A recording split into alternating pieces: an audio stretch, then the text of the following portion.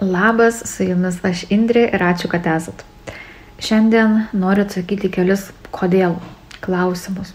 Kodėl tai yra pinigų, tai nėra pinigų, kodėl tai yra klientų, tai kažkas atsitinka ir iš vis klientai neateina, kodėl gausa teka ir kodėl kažkas nutinka ir tarsi viskas užsikerta. Kodėl, kai žmogaus gyvenime yra nemažai visokių iššūkių, kliūčių, problemų ir jos nuolat kartojasi. Lyg ir kažkas tai pagerėja kuriam laikui, bet tik tai laikinai. Kodėl, kai žmogus, kad ir sąmoningai, ką nors manifestuoja, bet viskas labai ilgai užsitęsia.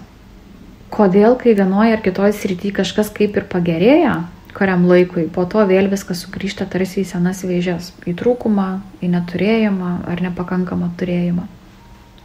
Todėl, nes mus automatiškai paradigma sugrąžina į tai, kas mums yra tapę normą. Jeigu 5, 10 ar ten 20 metų žmogus gyveno tam tikram savo dominuojančiam režime, tai vadinasi, tai yra jo identiteto dalis, kuris žmogų bet kuriuo atveju anksčiau ir vėliau, bet sugrąžins į jo tą dominuojančią būseną. Paradigma tai yra mūsų įpročiai, įsitikinimai, pasąmonės programos. Ir paradigma veikia kaip termostatas. Ir pokyčiai, pasikeitimai būna laikini, nes nervinė sistema tiesiog negali išlaikyti daugiau nei yra pratus. Todėl ir kuriam laikui kaip ir pasidaro geriau, bet vėliau vis tiek tenka grįžti iš principo kaip ir prie to paties. Pagal įpročius, įsitikinimus, pasąmonės programas automatiškai įsijungia termostatas ir jums apie tai net rūpintis nereikia. Taip pačiai kaip ir namuose, tarkim, nustato ten šildymo termostatą 30 laipsnių temperatūros ir kai atvėsta, automatiškai įsijungia sistema, kad namuose pakeltų temperatūrą. Kai temperatūra užkyla iki tiek, kiek reikia, tada automatiškai termostatas išjungia sistemą. Žmogus turi simpatinę ir parasimpatinę nervų sistemą. Simpatinė nervų sistema yra atsakinga už kovok, bėk arba sustink režimą. Ji įsijungia tada, kai kūnas jaučia grėsmę.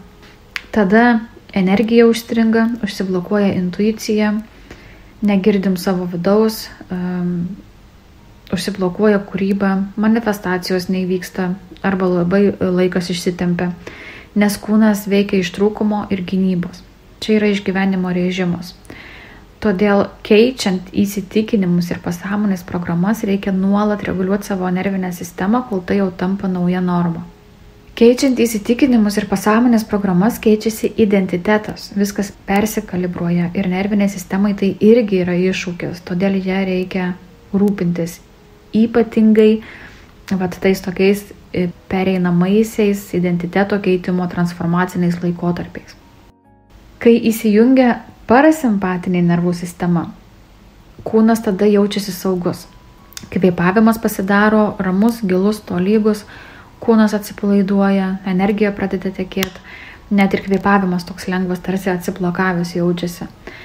Tada atsiveria intuicija, įsijungia kūryba, nes atsiveria kanalai, gyvybinė energija pradeda tekėti be blokų, be strigimų.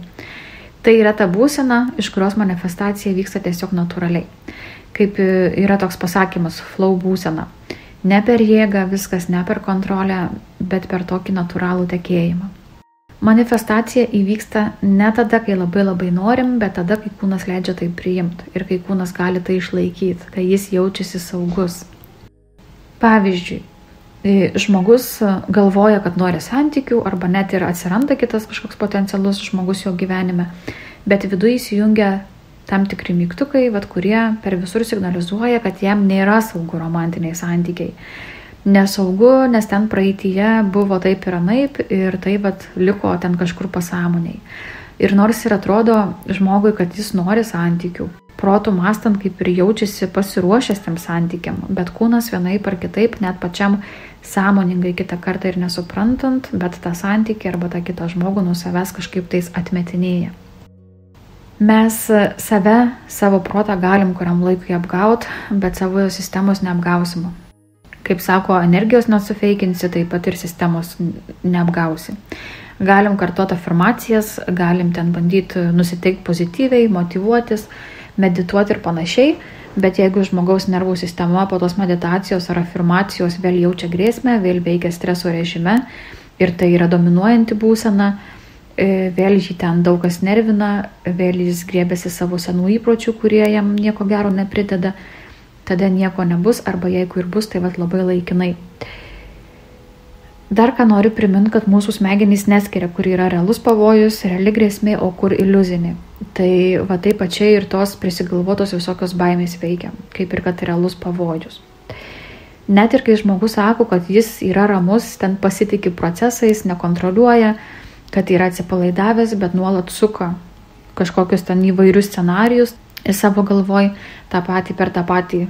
Žodžiu, suka ir niekas realiai taip ir nesidėlioja realiam gyvenime, bet vis tiek obsesinės mintys, kas būtų, jeigu taip ir anaip, ten planas A, planas B ir C ir viskas rezultate vis tiek tik galvoj, tai yra indikatorius to paties išgyvenimo režimo. Ir dar stipraus melo savo, kad oi, jau čia su manim tai viskas gerai, čia ne apie mane, aš pasitikiu, čia viskas flow.